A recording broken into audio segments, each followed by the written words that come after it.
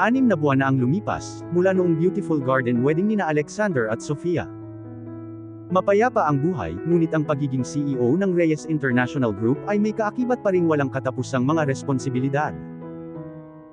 Tuwing umaga, umaalis si Alexander papunta sa trabaho bago sumikat ang araw, habang si Sofia ay patuloy na nangangasiwa sa company's charity foundation.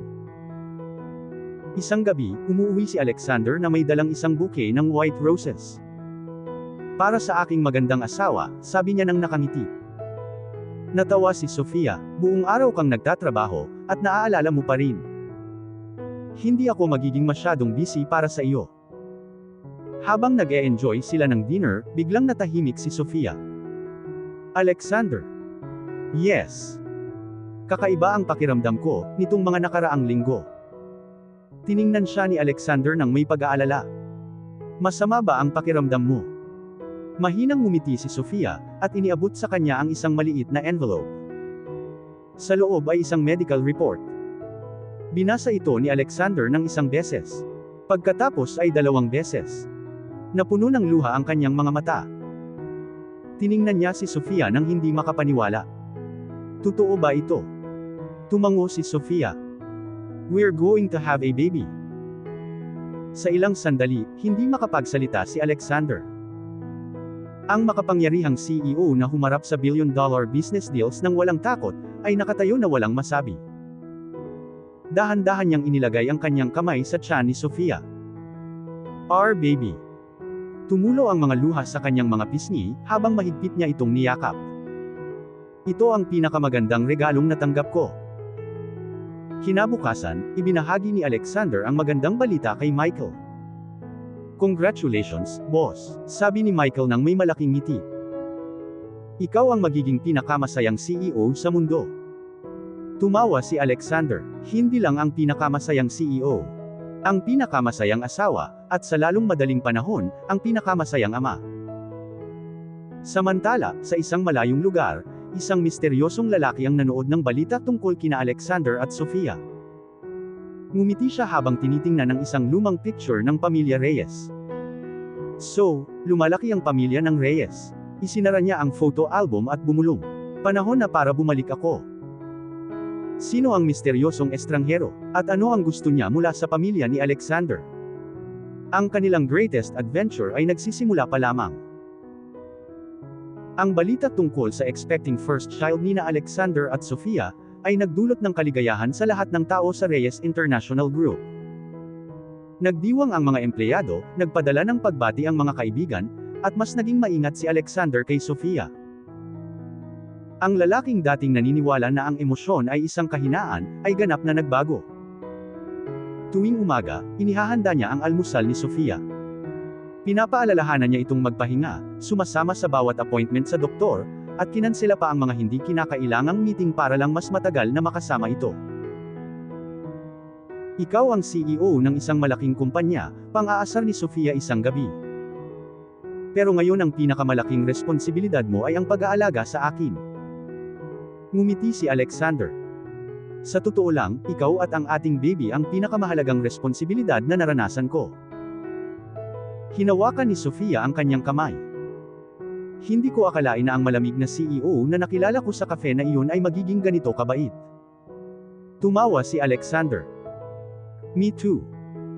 Ngunit habang puno ng kaligayahan ang kanilang pamilya, isang misteryosong lalaki ang dumating sa lungsod. Ang pangalan niya ay Nathaniel Reyes. Isa siyang matagumpay na negosyante na nanirahan sa ibang bansa ng maraming taon. Matalino, mayaman, at konektado sa nakaraan ng pamilya Reyes. Nang marinig ni Alexander ang pangalan niya, natahimik siya. Nathaniel Reyes. Napansin ni Sofia ang ekspresyon ng mukha niya. Sino siya? Tiningnan ni Alexander ang isang lumang picture ng pamilya. Siya ang nakababatang kapatid ng aking ama. Nagulat si Sofia. Akala ko nag-iisang anak lang ang iyong ama. Iyon ang paniniwala ng lahat, sagot ni Alexander.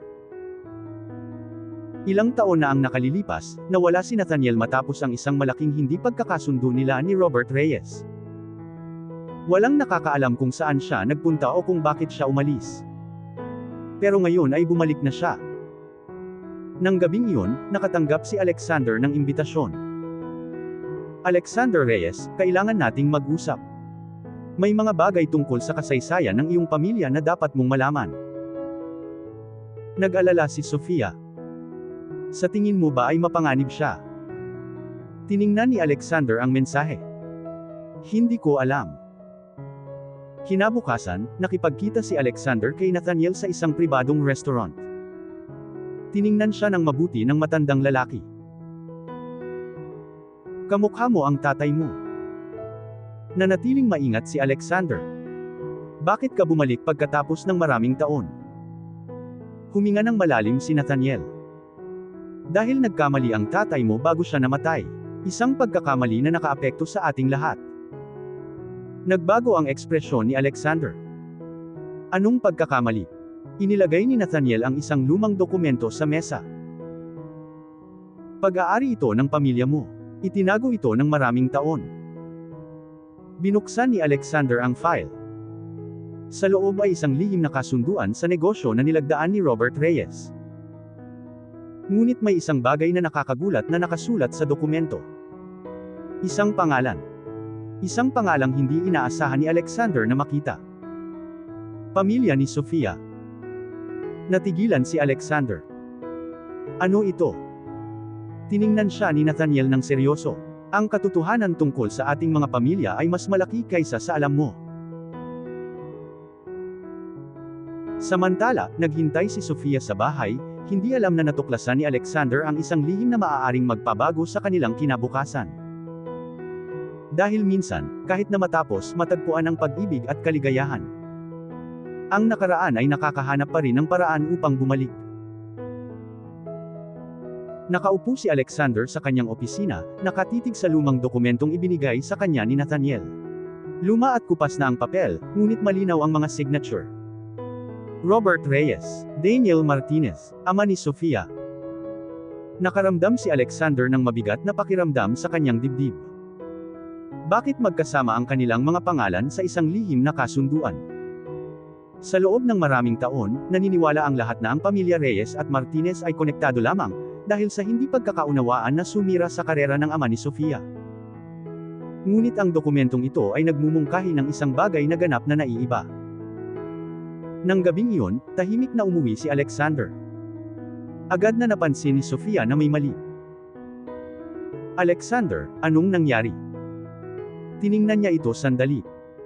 Gusto niya itong protektahan mula sa higit pang sakit, lalo na habang dinadala nito ang kanilang baby. Ngunit ipinangako rin niya rito na hindi niya kailanman itatago ang katotohanan. May nalaman ako tungkol sa ating mga pamilya. Nag-alala si Sofia, anong uri ng bagay? Iniabot ni Alexander sa kanya ang dokumento. Maingat itong binasa ni Sofia. Nanlaki ang kanyang mga mata. Magkasamang bumuo ng kumpanya ang tatay ko at ang tatay mo.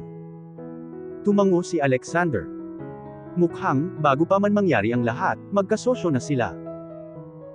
Dahan-dahang umupo si Sofia. Kung gayon, bakit nila itinago ito sa atin? Iyan ang tanong na hindi masagot ni Alexander. Kinabukasan, muling nagkita sina Alexander at Sofia at Nathaniel. Sa tingin ko, panahon na para malaman ninyong dalawa ang katotohanan, sabi ni Nathaniel. Ipinaliwanag niya na maraming taon na ang nakalilipas, sina Robert Reyes at Daniel Martinez ay nagkaroon ng pangarap. Gusto nilang magtayo ng isang kumpanya na tutulong sa mga ordinaryong tao, hindi lang basta kumita ng pera. Gumawa sila ng isang espesyal na foundation na nagbibigay ng trabaho, scholarship, at suporta para sa mga pamilyang nahihirapan. Ngunit may isang tao sa loob ng kumpanya na gustong kontrolin ang mga ito. Palihim na binago ng taong iyon ang mga dokumento, at lumikha ng alitan sa pagitan ng dalawang pamilya. Ang taong sumira sa kanilang pagkakaibigan ay hindi ang iyong mga ama, paliwanag ni Nathaniel. Ito ay isang taong nagnanais ng kanilang tagumpay. Mukhang emosyonal si Sofia. Ginugol ng aking ama ang kanyang buong buhay sa pag-iisip na siya ay nabigo. Umiling si Nathaniel. Isa ang iyong ama sa mga pinakamarangal na lalaking nakilala ko. Hinawakan ni Alexander ang kamay ni Sofia. Sa wakas ay alam na natin ang katotohanan. Ngunit hindi pa natapos si Nathaniel. May isa pang bagay na kailangan mong malaman. Tiningnan siya ni Alexander. Ano iyon? Inilagay ni Nathaniel ang isa pang dokumento sa mesa. Ang kumpanyang ito ay hindi lamang itinayo ng inyong mga ama. Itinuro niya ang signature. Sana ay maipasa ito sa kanilang mga anak ng magkasama. Nagkatinginan sina Sofia at Alexander. Ano ang ibig sabihin nito? Tanong ni Sofia. Sumagot si Nathaniel. Ibig sabihin, ang Reyes International Group at ang Martinez Foundation ay palaging konektado. Natahimik si Alexander.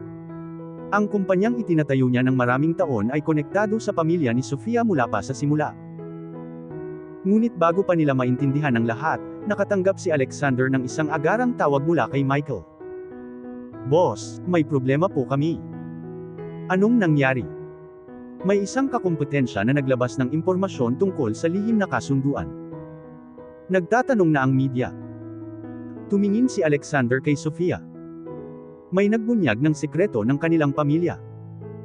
At sa pagkakataong ito, hindi inaatake ng kaaway ang kanilang kumpanya.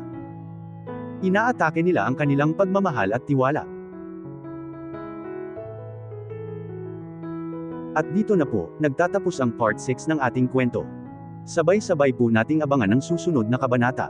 Maraming salamat po. God bless and stay safe.